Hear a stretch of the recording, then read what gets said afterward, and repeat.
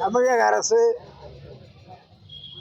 விவசாயிகளுடைய கூட்டுறவு கடன்களை தள்ளுபடி செய்வதாக ஒரு அறிவிப்பு கொடுத்திருக்கின்றது.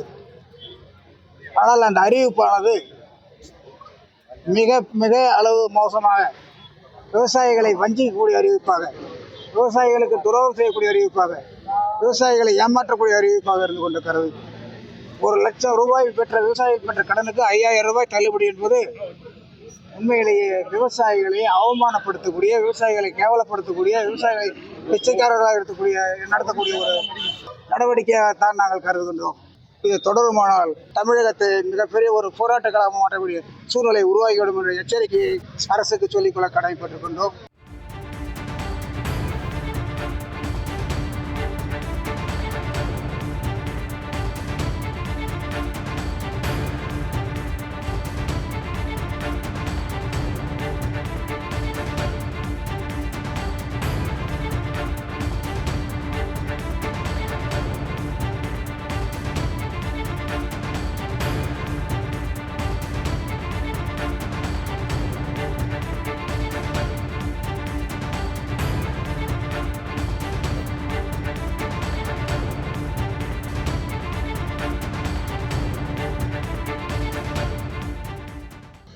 தமிழக அரசு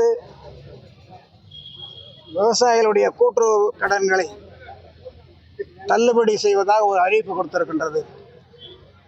ஆனால் அந்த அறிவிப்பானது மிக மிக அளவு மோசமாக விவசாயிகளை வஞ்சிக்கக்கூடிய அறிவிப்பாக, விவசாயிகளுக்கு துரோகம் செய்யக்கூடிய அறிவிப்பாக, விவசாயிகளை ஏமாற்றக்கூடிய அறிவிப்பாக இருந்து கொண்டிருக்கிறது.